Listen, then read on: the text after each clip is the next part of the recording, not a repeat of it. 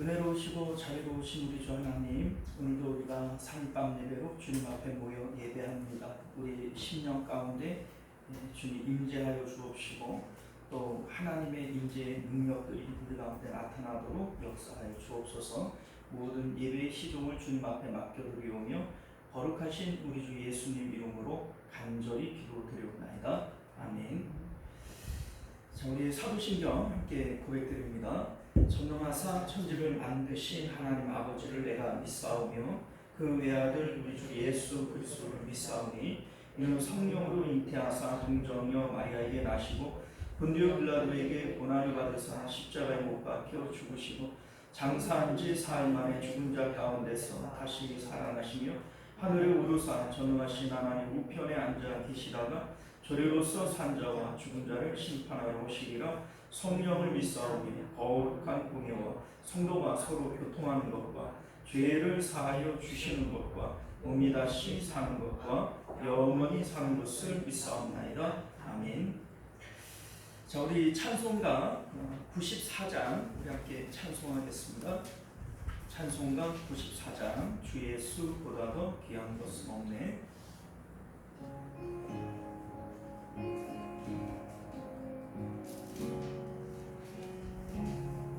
주 예수보다 더 귀한 것은 없네. 이 세상 무기와 바꿀 수 없네. 영주는 대신 돌아가신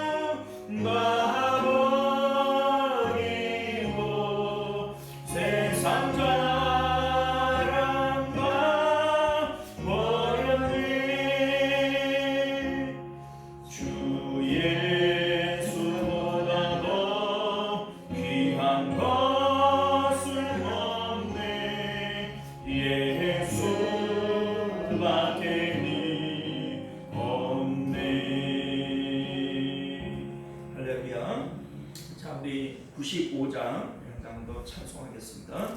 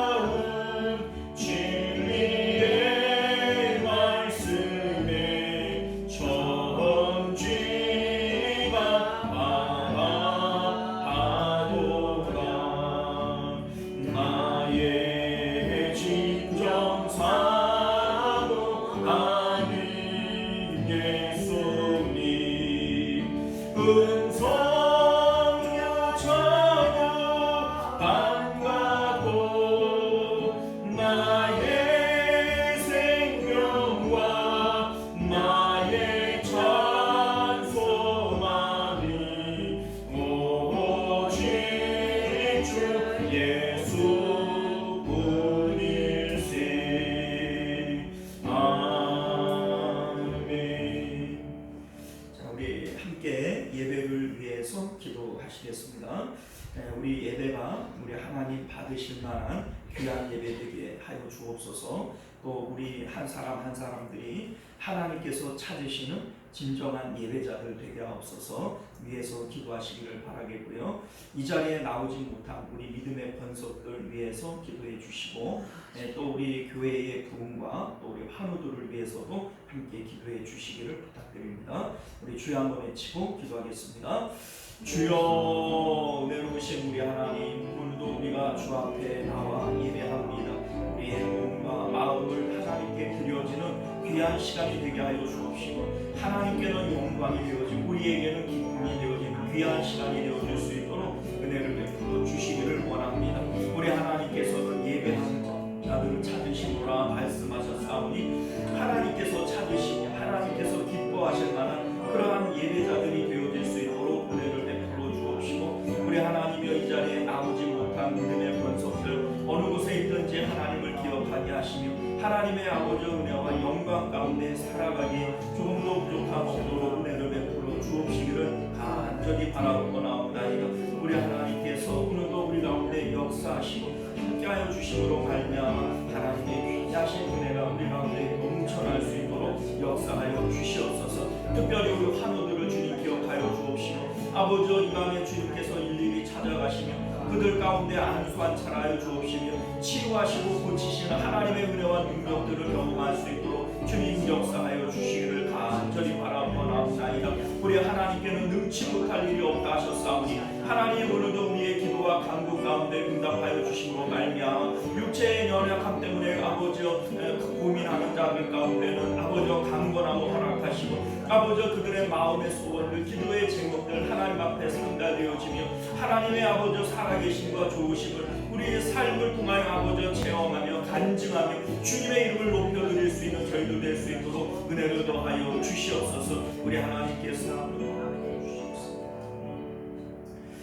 자, 우리 한 번 더 기도하실 때 나라와 민족을 위해서 함께 기도해 주시기를 바랍니다. 특별히 우리 다음 주에 있을 우리 선거를 위해서 기도해 주시기를 바라겠고 정말 우리나라의 정치가 표류하지 않고 정말 하나님께서 기뻐하실 만한 그러한 대한민국 되어질 수 있기를 위해서 또 좋은 일꾼들이 세워질 수 있기를 위해서 함께 기도해 주시기를 부탁드립니다. 우리 다시 한번 나라를 위해서 기도하겠습니다. 주여 내려오신 우리 하나님, 우리가 아버지 이 나라와 이 민족을 위해서 함께 기도합니다. 우리 하나님께서 역사하여 주셔서 정말 이 나라의 정치가 표류하지 않게 하여 주옵시고 우리 하나님이여 이 나라 이 민족 모든 아버지 우리 민족의 마음마다 예수 그리스도의 아버지 그 뜨거운 사랑이 있어서 아버지 서로를 사랑하고 섬겨주며 하나님의 영광 가운데 나아가니 좀 더 부족함 없도록 은혜를 베풀어 주옵시기를 간절히 바라옵나이다. 우리 하나님 아버지여 주님께서는 능치 못할 일이 없다 하셨사오니 하나님이여 이 땅의 아버지여 주님의 아버지 역사하심이 있게 하여 주시옵소서. 하나님이여 정말 성령의 새바람이 불어오게 하시고 교회들마다 아버지여 우리 모든 아버지 성도들의 가슴마다 하나님이여 뜨거운 주님을 향한 복음의 열정들이 있게 하시고 하나님의 이 나라의 정치도 문화도 하나님의 아버지의 은혜 가운데 다시 한번 새음을 입을 수 있도록 은혜를 베풀어 주옵시기를 간절히 바라옵나이다. 우리 하나님이여 정말 우리가 아버지 정말 주님의 은혜 아니면 아버지 할 수 없음을 고백하오니 하나님의 이 땅 가운데 다시 한번 하나님의 아버지 역사하심이 나타날 수 있도록 은혜를 베풀어 주시옵소서. 존귀하시고 내려오신 우리 주 하나님께서 이 나라 이 민족을 불쌍히 여기시고 하나님 많은 선교사들과 또 순교자들의 핏값 아래 세워진 이 나라 대한민국 아닙니까? 주여 진노 가운데에서도 국류를 잊지 아니하시는 하나님 이 나라를 지켜보호하여 주옵소서. 특별히 아버지여 다음 주에는 이렇게 선거가 있습니다. 우리 하나님 나라에 꼭 필요한 일꾼들 그러한 사람들이 선출되어질 수 있도록 은혜를 베풀어 주옵시고 우리 하나님이여 정말 이 땅에 있는 교회들 또 우리 성도들이 나라를 변화시킬 수 있는 이 땅을 변화시킬 수 있는 그러한 성령의 감화하심이 있도록 은혜를 베풀어 주시옵소서. 또 우리 오늘 드려지는 예배를 주님께서 흥양하여 주옵시고 하나님께 영광이 되어지고 예배드리는 우리들 가운데는 은혜의 시간이 되어질 수 있도록 성령 하나님께서 친히 주관하여 주시옵소서. 또한 바라옵는 것은 이 자리에 나오지 못한 믿음의 권속들 어느 곳에 있든지 하나님을 기억하게 하시고 또 하나님을 아버지의 영으로 마음으로 만나고 경험할 수 있도록 은혜를 베풀어 주시옵소서. 우리 한우들 주님께서 기억하시고 오늘 이 밤에도 주님께서 친히 찾아가시며 안수한 차라여 주셔서 육체의 모든 질고들이 예수 그리스도의 이름으로 떠나가게 하시고 강건함을 입어 주님 섬기기에 조금도 부족함 없도록 은혜를 베풀어 주시옵소서. 오늘도 주 앞에 드려지는 예배도 기도도 주님 앞에 상달되어지게 하시고 우리 하나님의 있음과 좋음을 우리가 우리 삶을 통하여 체험하며 아버지 무사람들에게 아버지 주의 이름을 간증하며 살아갈 수 있는 저희들 되도록 은혜 베풀어 주옵소서. 모든 예외의 시종을 주님 앞에 맡겨드리오며 거룩하신 우리 주 예수님 이름으로 간절히 기도드리옵나이다. 아멘. 자, 우리 하나님 말씀 함께 보도록 하겠습니다. 주보의 예고가 되어진 대로 마가복음 11장 1절에서 10절까지 말씀 우리 함께 교독하여 읽겠습니다. 마가복음 11장 1절에서 10절까지 교독했습니다. 그들이 예루살렘에 가까이 와서 감람산 벳바게와 베다니에 이르렀을 때에 예수께서 제자 중 둘을 보내시며 유시에는 인간상처를 바랍니다. 그리고 그러면 아직 아무도 보지 않은 나겠습니다. 되어 있는 것을 보리니 무섭을 보라. 만일 누가 너희에게 왜 이렇게 하느냐 묻거든 주가 쓰시겠다 하라. 그리하면 즉시 이리로 보내리라 하시니 제자들이 가서 예수 나겠습니다. 바람 거리에 되어 있는지라 그것을 보니 거기 서 있는 사람 중 어떤 이들이 이르되 나귀 새끼를 풀어 무엇하려 하느냐 하매 제자들이 예수께서 이르신 대로 말하는데 이해하는지라. 나귀 새끼를 예수께로 끌고 와서 자기들의 겉옷을 그 위에 얹어 놓음에 예수께서 타시니 많은 사람들은 자기들의 겉옷을 sul고 다른 이들은 들대된 나무가지를 기대하며 앞에서 가고 뒤에서 따르는 자들이 소리 지르되 호산나 찬송하리로다 주의 이름으로 오시느니여 찬송하리로다 오는 우리 조상 다윗의 나라여 가장 높은 곳에서 호산나 하더라. 아멘. 자, 우리 함께 기도하겠습니다. 은혜로우시고 자비로우신 우리 주 하나님, 오늘도 우리가 주께 예배하던 중 이제 주의 말씀을 받을 시간이 됐습니다. 하나님의 말씀을 아멘으로 받게 하시고 믿음으로 받게 하여 주셔서 하나님의 말씀의 권세와 능력 우리 삶 가운데 생명의 역사로 나타날 수 있도록 은혜 베풀어 주옵소서. 거룩하신 우리 주 예수님 이름으로 간절히 기도드리옵나이다. 아멘. 자, 오늘 우리는요 함께 읽은 본문의 말씀을 중심으로 이 땅에 이루어지는 하나님 나라라고 하는 제목으로 하나님 말씀 나누도록 하겠습니다.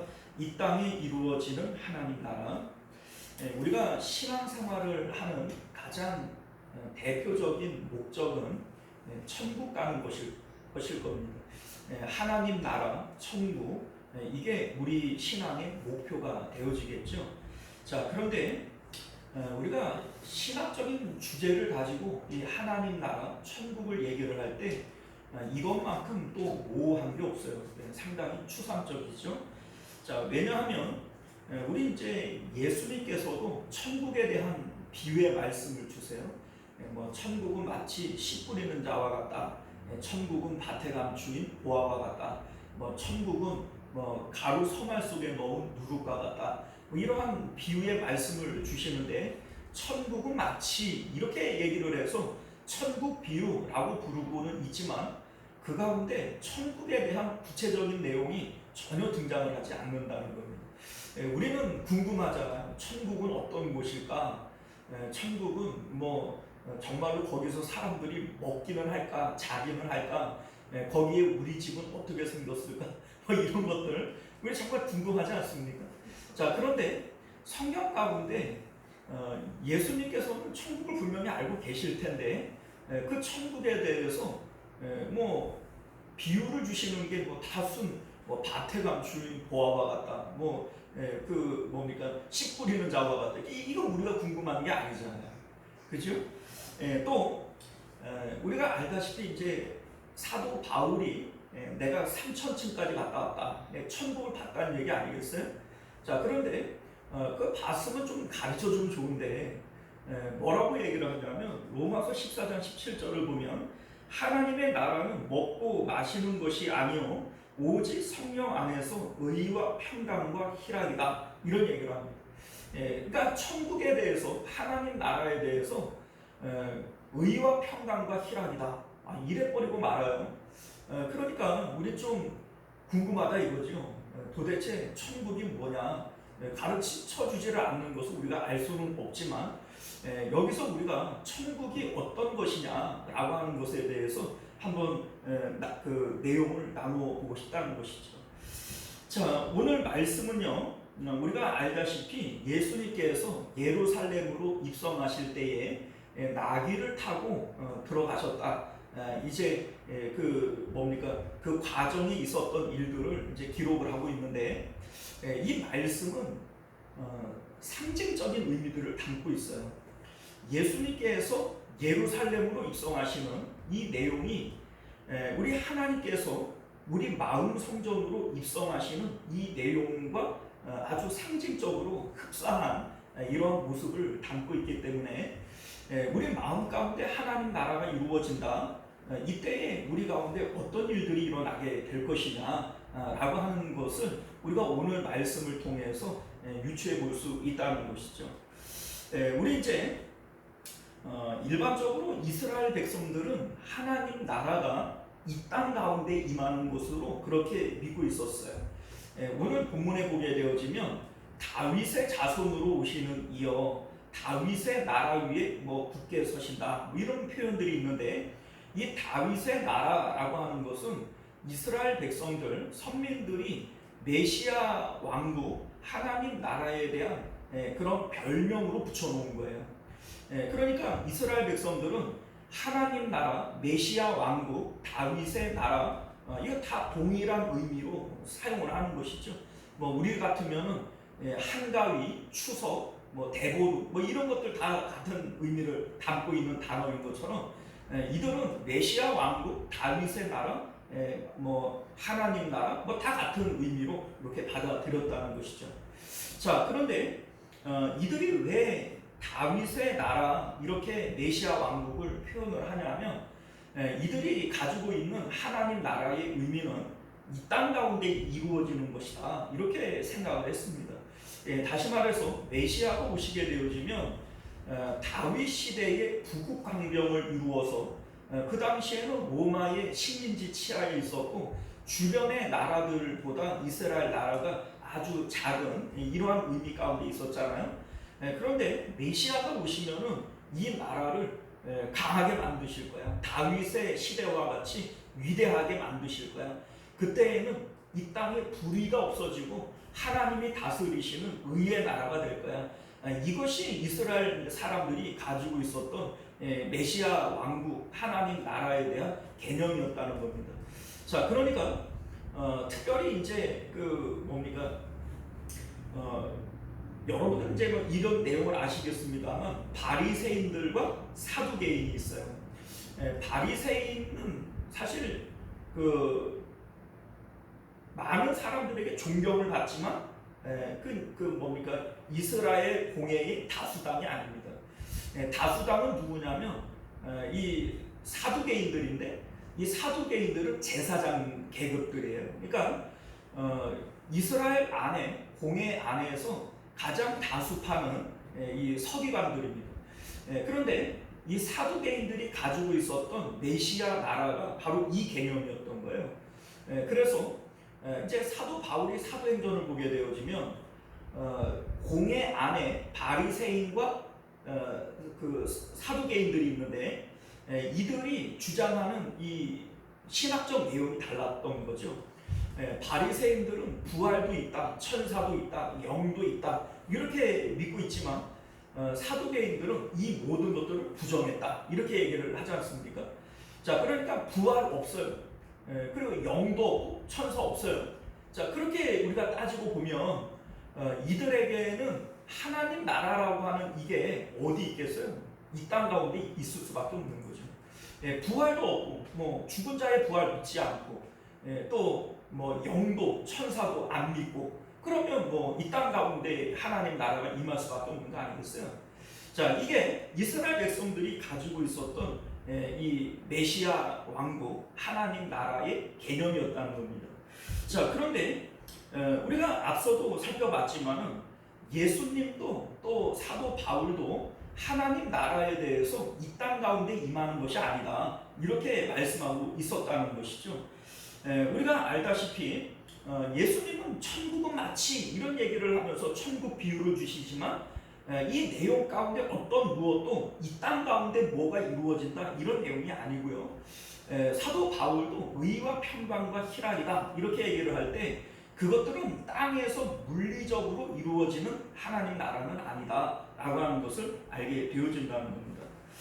사실 물리적으로 이 땅 가운데 하나님 나라는 이루어질 수 없어요. 왜 그러냐면 자 보세요. 우리 예수님께서 하나님에 대해서 뭐라고 얘기를 하냐면 내 아버지는 만물보다 크시네 이렇게 얘기를 해요. 자, 만물이라고 하는 것은 우주를 포함해서 이 세상 모든 것들을 만물이라고 얘기를 합니다. 그런데 우리 하나님은 만물보다 어떡하다고요? 크시다고요. 자, 그러면 하나님께서 하나님 나라라고 얘기를 하는 것은 하나님이 다스리시는 나라거든요. 하나님이 임재하시고 하나님이 다스리는 나라. 이게 바로 메시아 왕국이고 또 하나님 나라인데, 하나님은 온 우주보다 크시대요. 그러면 우주보다 크신 하나님이 이 작은 지구 가운데 임하시고 그 하나님께서 이 땅을 다스릴 수 있느냐? 그럴 수는 없는 거예요. 왜냐하면 이거를 우리가 물리적으로 따져서 얘기를 한다면 물리적으로는 이거는 불가능한 일입니다. 왜냐하면 만유보다 크신 하나님이 작은 지구 안에 들어오신다. 그러면 마치 소뚜껑이 솥 안으로 들어가는 것과 같은 거죠. 여러분들 소뚜껑이 크잖아요. 그런데 어떻게 그게 안으로 들어가겠어요? 하나님이 이 지구보다 크신데 어떻게 하나님이 물리적으로 우리 안에 들어오실 수 있겠냐? 이 얘기입니다. 자, 좀 어제처럼 들릴 수는 있을지 몰라도 물리적으로는 불가능한 일이다. 논리적으로 불가능한 일이다. 지금 이 말씀을 드리고자 하는 겁니다. 자, 그래서 우리 열왕기상 8장 27절을 보면 솔로몬도 이런 말씀을 해요. 성전을 짓고 난 다음에 이 성전 낙성식에서 하나님 앞에 이런 고백을 합니다. 하나님이 참으로 땅에 거하시리까 하늘과 하늘들의 하늘이라도 주를 용납하지 못하겠거든 하물며 내가 건축한 이 성전이리까, 이런 얘기를 합니다. 자, 하나님이 과연 이 땅 가운데 어떻게 거하실 수 있겠습니까? 왜냐하면 하나님은 하늘의 하늘이라도 하나님을 두기에는 작은 것인데, 하물며 내가 지은 이 성전이 어떻게 하나님이 거하실 수 있는 집이 될 수 있겠습니까? 다시 말해서 솔로몬은 성전은 하나님의 이름을 두는 곳이지 하나님이 거하시는 곳은 아니다 라고 하는 것을 분명하게 알고 있었던 것이죠. 자, 그래서 우리가 사실 이런 생각을 가질 수 있어요. 어떤 의구심 같은 건데요. 아니, 성경을 보면 구약 시대에 하나님이 임재를 하셨다. 하나님께서 구름기둥, 불기둥으로 이스라엘 백성들을 인도하셨다. 이런 얘기들이 많잖아요. 자, 그런데 왜 하나님은 이 땅 가운데 임하실 수 없다고 얘기를 하느냐? 네? 말이 안 되잖아요. 그런데 그게 여러분들이 착각하시는 거예요. 하나님께서 하늘 보좌 위에 앉아 계시지만 이 땅 가운데 능력으로는 무엇이든지 하실 수 있어요. 자, 이를테면은 대통령이 청와대에 있지만은 명령 하나면은 저 시골에 있는 뭐 하나라도 움직일 수 있잖아요. 자, 그러니까 그것은 하나님이 직접 임재하신 것이 아니라 하나님의 주권, 하나님의 영향력이 미치는 것이지 하나님께서 임재하신 것은 아니다 라고 하는 것을 여러분들 깨달으실 수 있기를 바랍니다. 물리적으로 이 땅 가운데 하나님이 임하실 수는 없다. 그걸 얘기하고 싶은 겁니다. 자, 그럼에도 불구하고 하나님 나라, 하나님께서 임하셨다라고 하는 것은 인격적인 개념을 갖고 있어요. 좀 전에도 말씀을 드렸지만 하나님께서 이 땅을 다스리시는 일은 저 높은 보좌 위에서 명령만 가지고도 얼마든지 이 땅을 다스릴 수 있고 섭리하실 수 있습니다. 그럼에도 불구하고 하나님은 이 땅 가운데 임하시기를 원하셨고 하나님이 임하실 수 있는 장소로 우리 마음을 택하신 거예요. 자, 우리 이제 하나님께서는 이 땅 가운데 물리적으로 임할 수는 없어요. 그러나 하나님을 섬기는 한 사람 한 사람 주님의 백성들의 마음 가운데에는 하나님께서 임하실 수 있다라고 하는 것을 믿으실 수 있기를 바랍니다. 그래서 우리 이제 너무나도 잘 아는 그 성경 구절이 하나 있잖아요. 너희는 마음을 다하고 목숨을 다하고 힘을 다하여 주 여호와 하나님을 사랑하라. 자, 왜냐하면 우리가 하나님을 사랑할 때에만 하나님께서는 우리 마음 가운데 임재하실 수가 있고 그 한 사람 한 사람의 마음 가운데 하나님 나라가 임하게 되어지기 때문인 것이죠. 우리 하나님께서 이 세상을 창조하신 이유, 창조의 목적은 사람을 창조하시기 위한 겁니다. 우리 이제 이사야서가 그렇게 말씀하시잖아요. 하나님께서 세상을 창조하시되 헛되이 짓지 아니하셨으니 사람으로 거하게 하셨느니라.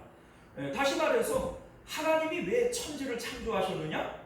사람으로 거하게 하시기 위해서. 그러면 하나님께서는 사람을 왜 지었느냐? 사람을 지으신 목적은 임마누엘을 위해서 지으신 것이다 라고 하는 겁니다. 하나님께서 우리 안에 거하시고 우리가 하나님 안에 거하는 이 임마누엘을 위해서 하나님께서 창조하신 것이고, 예수님께서 이 땅에 오시고 또 예수님께서 십자가를 지신 목적도 또한 임마누엘에 있어요. 우리가 잘 아는 대로 요한복음 15장을 보게 되어지면 예수님께서 이런 말씀을 하세요. 나는 포도나무요 너희는 가지이니 너희가 내 안에 있지 아니하면 아무것도 할 수 없습니다. 너희가 내 안에 내가 너희 안에 있을 때 너희는 열매를 맺을 수 있느니라, 이런 말씀을 하시죠. 자, 여러분들, 너희가 내 안에 내가 너희 안에, 이거 도대체 무슨 얘기일까요? 사실은 우리가 이것도 물리적으로는 설명이 안 됩니다. 물리적으로 우리가 얘기를 해보면 너희가 내 안에, 그러면 우리가 주님 안으로 들어갔으니까 주님이 바깥이고 우리는 안이잖아요. 그런데 내가 너희 안에, 그러면 우리가 바깥이 되어지고 주님이 안이 되어지잖아요. 그런데 이게 한 사람이 바깥이면 한 사람은 아니고 한 사람이 아니면 한 사람은 바깥이지, 너희가 내 안에 내가 너희 안에, 이게 무슨 말장난 같은 얘기예요. 그죠? 이게 논리적으로 말이 안 되잖아요. 이것은 물리적인 설명이 아니라 영적으로 우리에게 말씀하고 있는 내용인 것을 믿으실 수 있기를 바라요. 이게 바로 하나님 나라의 개념입니다. 하나님의 임재는 이 땅 가운데 물리적으로 임하는 것이 아니라 우리 마음 가운데 영적으로 이루어지는 것이다, 인격적으로 이루어지는 것이다 라고 하는 것을 믿으실 수 있기를 바랍니다. 자, 그래서 우리가 잘 아는 대로 누가복음 17장 20절 이하의 내용을 보게 되어지면 바리새인들이 이제 예수님에게 묻지 않습니까? 하나님 나라 천국 어디 있냐? 한번 보여봐라, 이런 얘기를 할 때 예수님께서 천국은 여기 있다 저기 있다 하지 못하리니 어디 있다 그랬어요? 너희 안에 있느니라, 이런 말씀을 하시죠. 자, 하나님 나라는 우리 마음 가운데 이루어지는 나라요, 하나님 나라는 물리적으로 이 땅 가운데 임하는 나라가 아니다 라고 하는 것을 믿으실 수 있기를 바랍니다.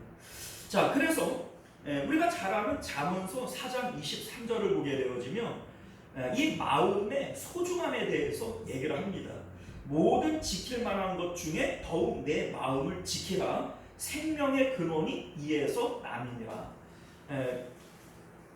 마음이 너무나도 중요하다는 거예요. 모든 이 세상이 지킬 만한 것 중에 가장 중요한 것은 마음이다, 이 말씀이죠. 자, 왜냐하면 이 마음에 하나님이 임재하실 수 있고 이 마음이 하나님께서 오실 수 있는 성전이 되어지고, 그렇기 때문에 생명의 근원, 영생이라고 하는 것이 이 마음으로부터 시작되어지는 것이기 때문이다, 지금 이 말씀 아니겠습니까? 자, 그렇기 때문에 우리가 하나님 나라 이렇게 얘기를 할 때 이 하나님 나라는 우리 안에, 우리 마음에 임하게 되어지는 것이지 물리적으로 이 땅 가운데 임하는 것이 아니다. 우리가 이것을 분명히 깨달아 아실 수 있기를 바랍니다. 간혹 사람들이 이런 얘기를 해요. 우리가 세상을 변화시켜야 된다, 이런 얘기를 하면서 제도도 뜯어고쳐야 되고 뭐도 어떻게 해야 되고 이렇게 세상을 자꾸 바꾸려고 그러잖아요. 자, 그런데 성경은 세상을 바꾸려고 하는 것이 아니라 성도들의 마음을 바꾸려고 하는 거예요. 마음이 바뀐 우리들을 통해서 세상이 바뀔 수는 있지만 세상을 바꾸는 것이 하나님의 뜻이 아니라 성도 개개인의 마음을 바꾸는 것이 하나님의 뜻이다 라고 하는 것을 믿으실 수 있기를 바랍니다.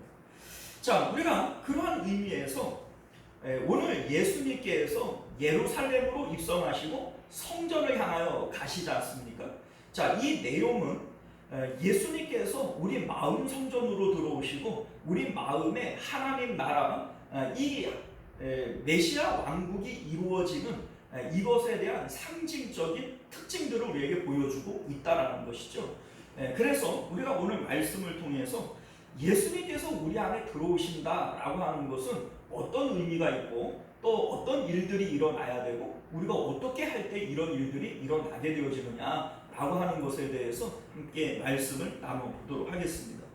자, 오늘 말씀의 내용들은 구약 성경 스가랴서 9장 9절에서 이미 예언되어졌던 내용들입니다. 너희의 임금, 너희의 왕은 겸손하셔서 나귀의 새끼 그 약한 것을 타신다. 뭐 이런 내용의 말씀이 구약 성경 스가랴서에 이미 나와 있지요. 그리고 그 예언의 말씀을 따라서 예수님께서 나귀를 타시고 예루살렘으로 입성을 하시는 거예요. 자, 그런데 우리가 여기서 우리 한 가지 궁금한 점이 있는데 뭐냐면 예수님께서는 왜 하필이면 나귀 새끼를 타셨을까라고 하는 겁니다. 그렇잖아요. 예수님께서 왕이신데 너희의 임금, 너희의 왕, 뭐 이렇게 얘기를 하고 있잖아요. 그런데 예수님께서는 왜 나귀 새끼일까? 옛날에 이 임금들, 왕들은 백마를 탔어요. 왜냐하면 이 백말이 사실은 귀한 말이잖아요. 대부분 이렇게 말들을 보면 뭐 누런색, 검은색, 뭐 이런 뭐 알록달록한 색 이런 것들이지 하얀 말이 사실은 귀하지 않습니까? 어떻게 보면 그 하얀 말, 백말은 이 돌연변이죠. 자, 그런데 귀하기 때문에 특이하기 때문에 그 귀한 말을 이제 왕들이 타는 거예요. 그래서 이제 뭐 고대 어떤 그 전쟁사나 이런 것들을 보면 왕들이 전쟁에 나갈 때에 이 백마를 타는 이러한 일들이 곧잘 보이게 됩니다. 또는요 왕들이 까만 그 흑말을 타는 경우도 있어요. 왜냐하면 이 까만 흑말들은 대부분 이 뭡니까 힘을 상징하고 어떤 무력을 상징합니다. 그래서 어떤 그 왕들이 타는 이 말들은 그냥 흔한 그런 말들이 아니라 특별한 말, 뭐 이런 것들을 타는 이런 모습들을 보게 된다는 거죠. 자, 오늘날 아마 비교를 하자면 대통령이 아무 차나 안 타잖아요. 특별히 제작되어진 그 어디에서 주문맞춤한 특별한 차를 타는 것이고, 그리고 뭡니까 우리 같이 별 볼 일 없는 사람들은 뭐 티코 타고 다니고 이런 거 아니겠어요? 그런데 예수님께서 나귀를 타셨다라고 얘기를 하는 거는 예수님이 티코 타고 가시는 거랑 다름이 없는 건데 왜 예수님께서는 많고 많은 이러한 말들 가운데 나귀를 타셨어요. 그 가운데에서도 나귀 새끼를 타셨다. 이런 얘기를 한단 말이죠. 왜 그러셨을까? 자, 여러분들 이것이 상징하는 바가 있어요. 이게 상징성이거든요. 그래 왜 예수님께서 나귀 새끼를 타시는가? 예수님의 겸손을 얘기하시는 겁니다. 이 겸손이라고 하는 것이 어떤 의미인지 한번 볼까요? 세상의 임금들은 백마를 타고 흑마를 탑니다. 이것이 상징하는 의미가 뭐예요? 힘이고 무력이고 권세를 얘기하는 거죠. 자, 그러니까 임의대로 내 마음대로 할 수 있다는 거예요. 너 내 마음대로 내 말대로 안 해? 그러면 나는 강제로라도 나는 하게 할 수 있어.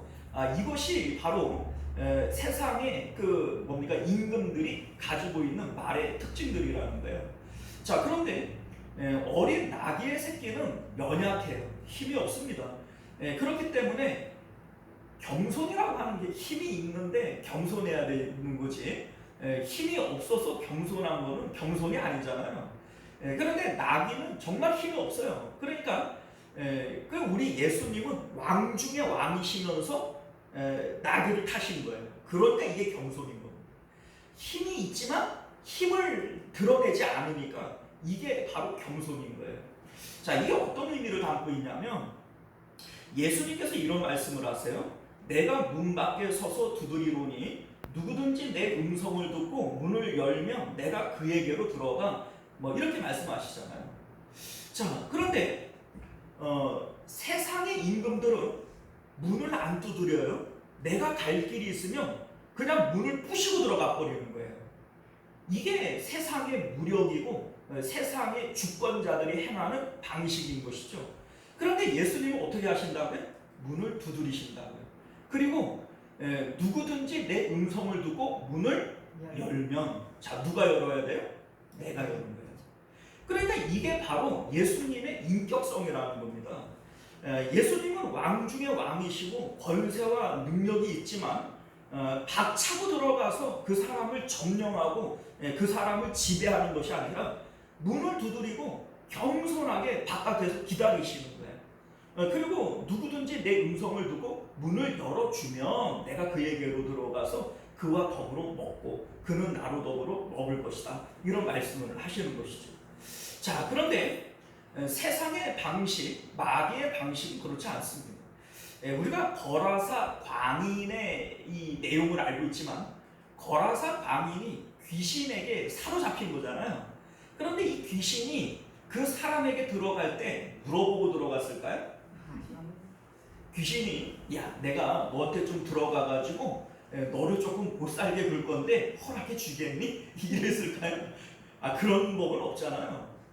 자, 우리 이제 제가 예전에 그런 경험한 내용인데 제가 새신자부를 맡아서 이렇게 할 때 새신자 가운데 무당이 왔어요.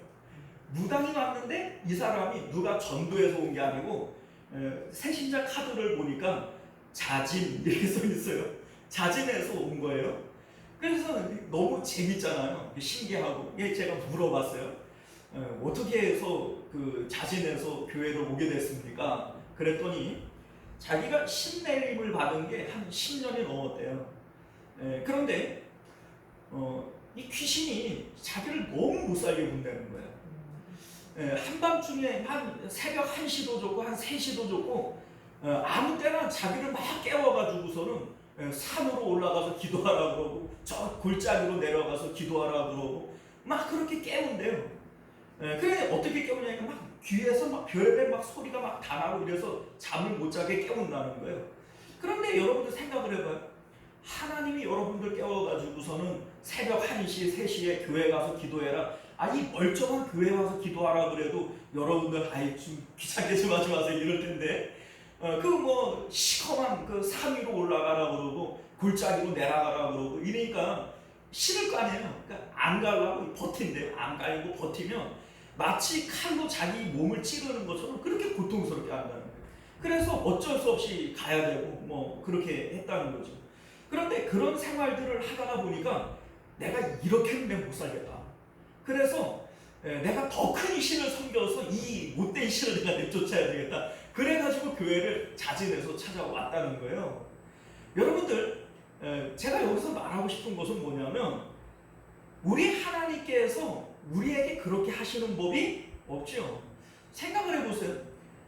무당도 알아요. 무당도 자기가 섬기는 그 잡신보다 하나님이 훨씬 크신 신이라는 것을 무당도 안다고요. 그런데 하나님은 그 크신 능력과 권세로 단 한 번도 우리에게 우격다짐으로 문을 부시고 들어오는 일도 없고 우격다짐으로 우리에게 뭔가를 시키시는 법도 없어요. 그렇잖아요? 요나를 봐도 그래. 요나도 막 버티기잖아요. 그런데 뭐 어쨌든 간에 우리 하나님께서는 인격적인 분이시다. 그래서 우리가 문을 열어야만 우리 주님께서 우리 안에 들어오시고 하나님 나라는 자원하는 자들 가운데 이루어지는 것이지 하나님께서 우격다짐으로 내 마음을 밀고 들어와서 내가 네 마음에 하나님 나라 만들어줄게 이러는 법은 없다라고 하는 것을 여러분들 믿으실 수 있기를 바랍니다.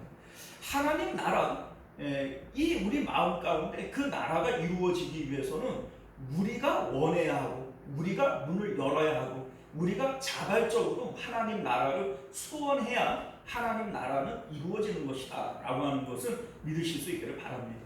자, 두 번째는요, 하나님 나라가 우리 마음 가운데 이루어질 때 예수 그리스도가 우리 마음의 왕이 되어지실 때 나타나는 특징은 내 소유라고 하는 것이 없어진다는 거예요. 내가 여전히 내 삶의 주인이 되어졌을 때에는 우리는 내 것, 내 것, 이거에 대한 어떤 소유에 대한 이 마음이 아주 집착이 커지거든요. 내 아버지, 내 어머니, 내 아들, 내 딸, 내 집, 내 점토, 이러한 것들이 내 마음 가운데 가득 들어차 있지 않습니까? 자, 그런데 예수 그리스도께서 우리 가운데 들어오시게 될 때, 다시 말해서 하나님 나라가 내 마음에 이루어질 때 나타나는 특징이 뭐냐면 내 소유에 대한 이 집착과 소유권이 없어져 버린다는 거예요. 자, 오늘 말씀을 보게 되어지면 예수님께서 그 나귀를 데리고 오시는 이 방법이 아주 특이해요. 예수님께서 그 뭡니까, 물고기 뱃속에서 이 한 세겔이라고 하는 돈도 끄집어내잖아요. 자, 그러면 예수님께서 그런 방법으로라도 그 자연적으로 그 나귀 좀 사갖고 와라 이래도 될 텐데, 그죠?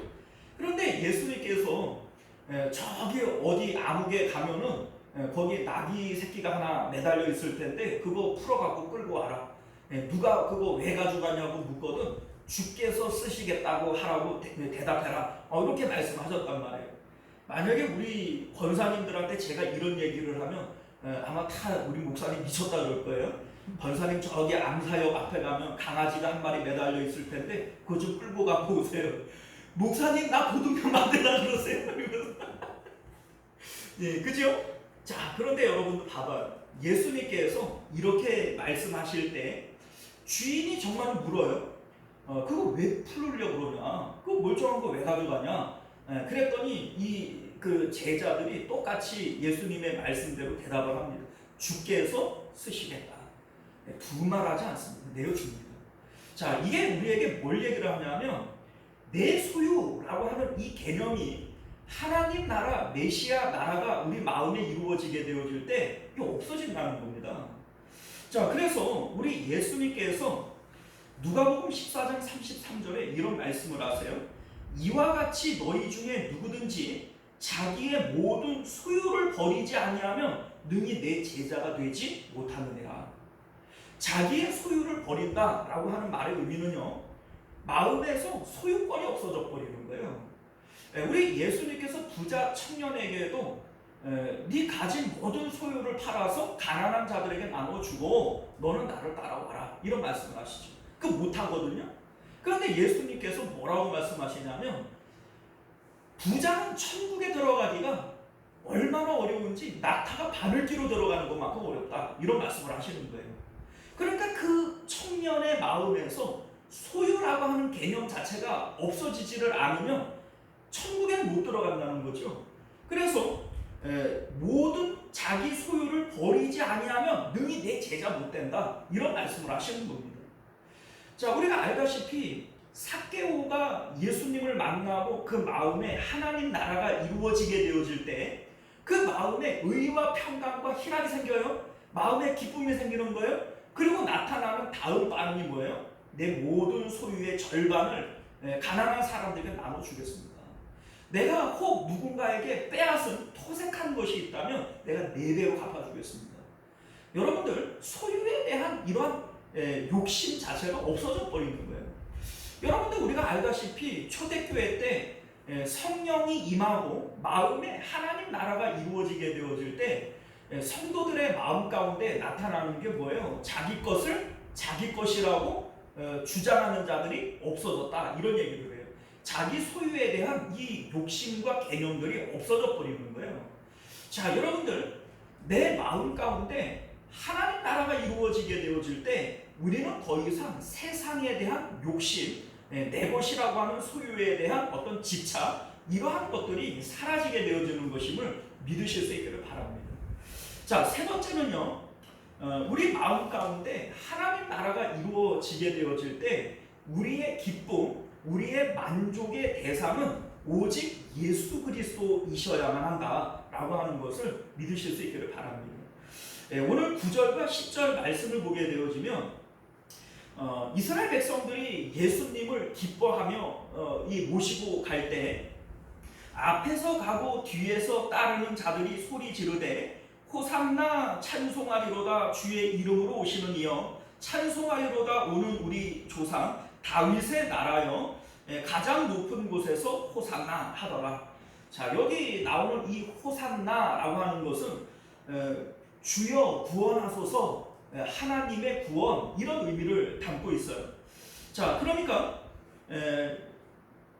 호산나 찬송하리로다, 이 말의 의미는요, 하나님께서 구원하신다, 이런 의미가 되어지고 예수 그리스도께서 찬송의 주인공이 되어지시는 겁니다.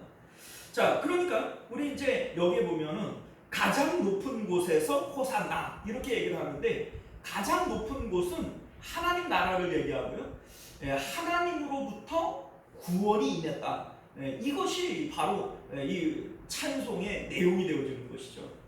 자, 그러니까 우리 마음 가운데 하나님 나라가 이루어지게 되어질 때, 이제 우리는 세상에 있는 자기 소유라든지 어떤 세상에 있는 것들로 인해서 내가 기쁨을 누리는 것이 아니라 기쁨의 내용 자체가 바뀌어지는 거예요.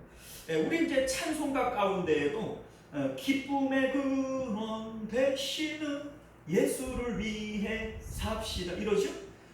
우리 주님께서 우리의 기쁨의 근원이 되어져요.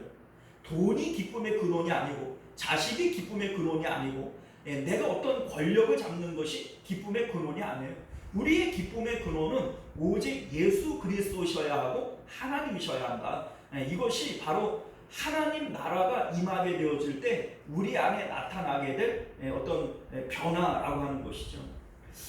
사랑하는 성도 여러분, 우리가 오늘 이 말씀을 통해서 우리가 이런 것들을 좀 생각을 해봐야 돼요. 하나님 나라는 그런 거구나. 내가 하나님 나라를 원해야 하나님이 우리 안에 들어오셔서 하나님 나라가 이루어지는 것이구나. 하나님 나라가 이루어지면 소유에 대한 이 집착이 없어지는 거구나. 하나님 나라가 우리 가운데 이루어지면 내 기쁨이 바뀌어서 하나님만이 내 기쁨의 근원이 되어지시는 것이구나. 이거잖아요. 그런데 그거 뭐 꼭 해야 돼? 안 될 수도 있는 거지. 뭐 그거 안 돼도 구원받는 거 아니야? 아니요, 여러분들 착각하지 마세요. 여러분들, 이게 지금 우리 마음 가운데 이루어지는 하나님 나라에 대한 얘기 아닙니까? 그런데 하나님 나라는 우리 안에도 있고 저 위에 하나님 나라가 진짜로 있어요. 맞죠? 우리 예수님께서 구름을 타고 하늘로 올라가시면서 내가 아버지 나라로 가고 내가 너희가 있을 그 거처를 예비하고 나면 너희에게로 와서 너희를 나 있는 곳에 데리고 가겠다, 이런 말씀을 하셨습니다.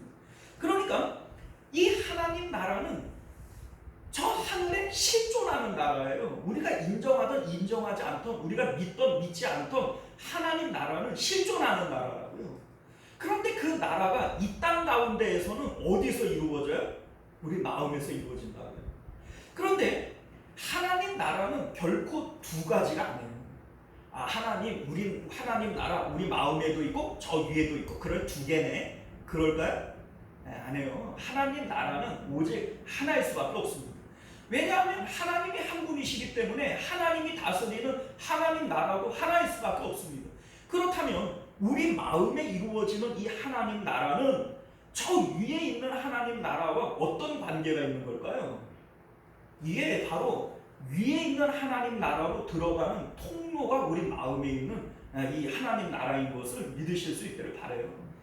여러분들, 낙타가 바늘기로 들어가는 것만큼 천국 들어가기가 어렵다, 이 말의 의미가 어떤 것이냐면, 재물이 되어졌던 아버지, 어머니, 아들, 딸이 되어졌던 내 마음 가운데 그 존재감이 내 마음에 가득 차 있으면 내 마음에 하나님 나라가 이루어질 수 있나요?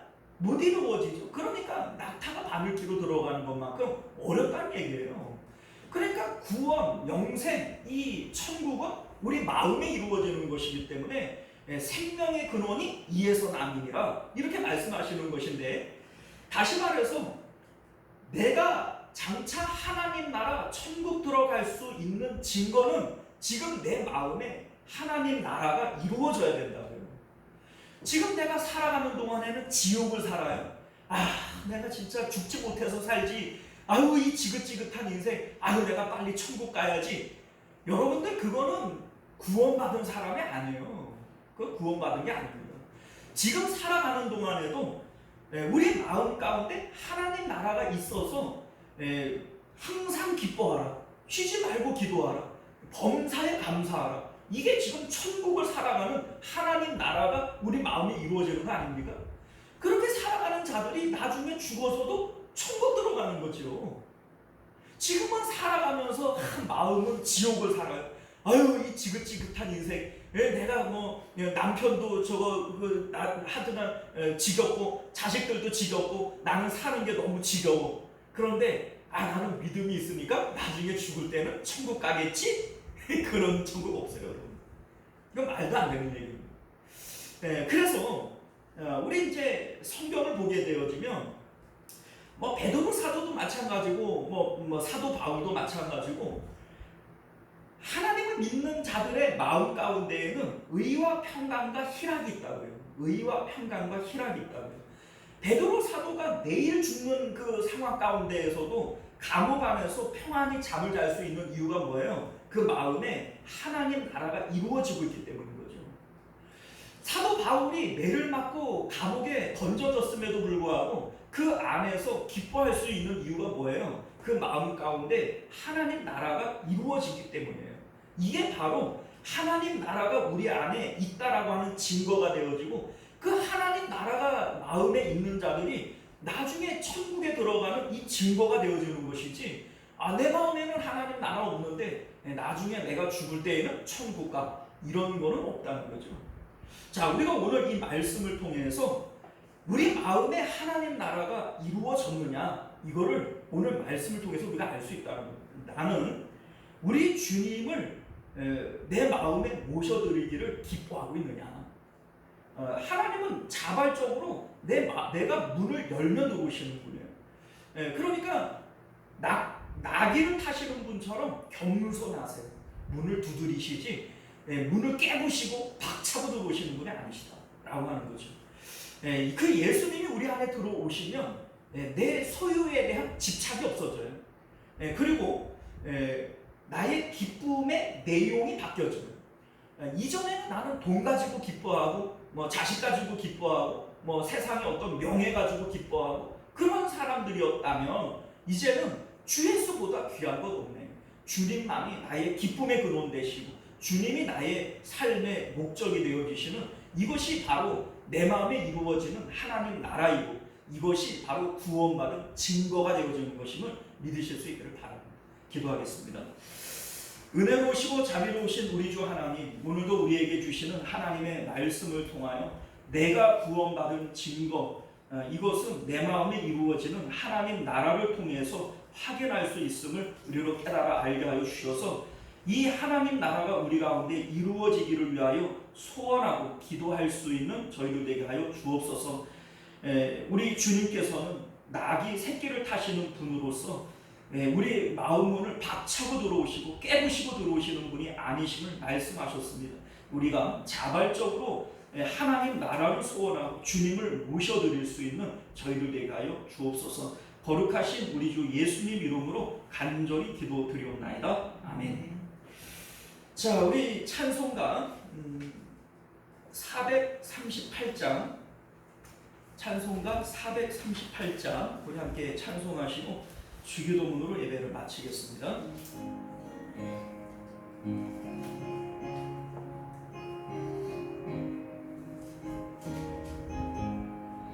내 영혼이 은총 입어 중한 죄짐 벗고 오니 슬픈 많은 이 세상도 천국으로 하도다.